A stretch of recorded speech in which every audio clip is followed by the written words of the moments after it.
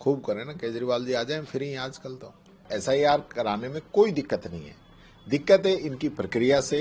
आधा कर दिया है और ओबीसी और जनरल कास्ट इनके तो बच्चों को हटा ही दिया है। सरकार को मैं तो धन्यवाद देना चाहूंगा किरोड़ी लाल जी को, जिन्होंने कहा कि हमारी सरकार की मॉनिटरिंग कमजोर है। देखिए ये सारी चीजें जो है कहने में तो बहुत अच्छी लगती हैं, लेकिन शिक्षा मंत्री जी से मैं ये पूछना चाहता हूं कि पिछले 2 वर्षों में आपने जो स्कूलों का एक जो स्ट्रक्चर था उसको कमजोर करने का काम किया है।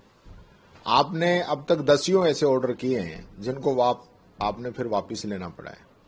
आज शिक्षा की हम बात करें तो लगातार जो स्कूल गिरते जा रहे हैं, बिल्डिंगें गिर रही हैं, आपके जर्जर भवन हैं, उस पर आपने अब तक क्या एक्शन लिया है वो बता दीजिए। हजारों की संख्या में कमरे जो हैं वो जर्जर हो चुके हैं, उसके लिए कोई बयान देंगे नहीं। ये तो अच्छी बात है, बिना पैसे की हो रही है, अगर करते हैं तो इसमें तो अच्छी बात है, इससे कोई नेगेटिव बात तो है नहीं।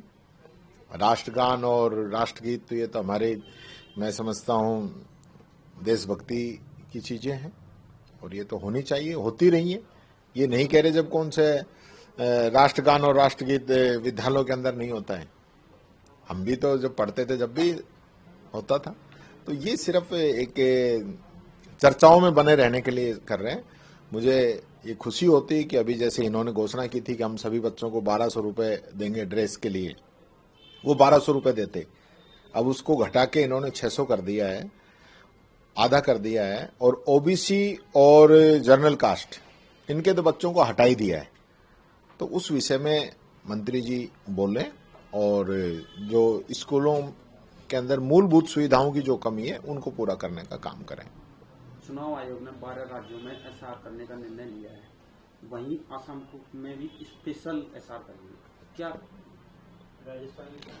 देखिए करिए। ये जिस प्रकार से एक जो एजेंडे के तहत काम कर रहे हैं, हमें एसआईआर कराने में कोई दिक्कत नहीं है, दिक्कत है इनकी प्रक्रिया से और जो जेन्युइन जो वोट है उनके काटने से। इस प्रकार से जो एक गरीब तबका है या अशिक्षित तबका है उसको बहुत बड़ी परेशानियां आ रही हैं, उनके नाम कट रहे हैं। और राजस्थान में चूंकि अभी पंचायती राज और नगर निकाय के चुनाव होने थे, यहां तो चुनाव 3 साल बाद होने हैं, तो आप अभी नगर निकाय और पंचायती राज के चुनाव करा लेते, यहां सेकंड फेज में करा लेते एसआईआर। यहां कौन सी जल्दी है, यहां तो 3 साल से पहले तो कोई चुनाव ही नहीं है। लेकिन ये जो पंचायती राज और नगर निकाय के जो चुनाव होने हैं उसमें किस प्रकार से डिले हो, क्योंकि साल से ऊपर बीत गया है, संविधान का सीधा सीधा ये लोग उल्लंघन कर रहे हैं और इसीलिए इनकी मंशा है, इन्होंने राजस्थान को इसमें जोड़ा है और ये चुनाव यहाँ नहीं कराना चाहते।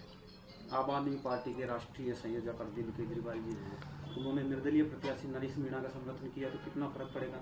कोई फर्क नहीं पड़ेगा, खूब करें ना, केजरीवाल जी आ जाएं फ्री आजकल तो। जैसलमेर में भी अभी कुछ दिन पहले एक बस जलने की घटना हुई, कल भी सामने आई, तो किस तरीके की कमेटियां बनाते हैं, जांच कमेटियां बनाते हैं, इसमें ही परिवहन के जो सेक्रेटरी हैं वही उन कमेटियों के अध्यक्ष होते हैं? देखिए इस सरकार के अंदर जो सेम नेचर के केस हैं, वो एक केस जब आता है तो लोगों का ये रहता है कि भाई आगे इस प्रकार की दुर्घटनाओं पे रोक लगेगी। स्कूल की बिल्डिंग गिरने लगी, बच्चे मरने लगे, लगातार बिल्डिंगें गिरती रही और बच्चे मरते रहे। उसके बाद हॉस्पिटल्स के अंदर आग लगने लगी, लगातार हॉस्पिटल्स के अंदर आग लगती रही और बच्चे मरते रहे। उसके बाद हाईवे के ऊपर लगातार बड़े इंसिडेंट हुए, लोग जल के मर गए और वही प्रक्रिया आज भी जारी है। कहने का मतलब ये है कि पहली बात तो पहली बार ही केस इस प्रकार से नहीं होना चाहिए। फिर भी कोई मानवीय गलती से या किसी अधिकारी की गलती से या सरकार की कमजोर मॉनिटरिंग से कोई केस हो गया तो भविष्य में तो उस पर रोक लगनी चाहिए, लेकिन ऐसा नहीं हो रहा है। पूरे देश के अंदर, राजस्थान के अंदर हादसों की बाढ़ आई हुई है और कोई उस पर बोलने वाला नहीं है। मीटिंग का खेल चलता है, सारा मामला ठंडे बस्ते में डाल दिया जाता है और फिर नया इश्यूज उसके बाद आ जाता है। तो ये जो चीजें हैं, ये इस सरकार को मैं तो धन्यवाद देना चाहूंगा किरोड़ी लाल जी को, जिन्होंने कहा कि हमारी सरकार की मॉनिटरिंग कमजोर है, जिसकी वजह से लगातार जो है सरकारी जो सिस्टम है वो फेल होता जा रहा है और हम जनता की सेवा नहीं कर पा रहे हैं। तो ये हकीकत है इस सरकार की।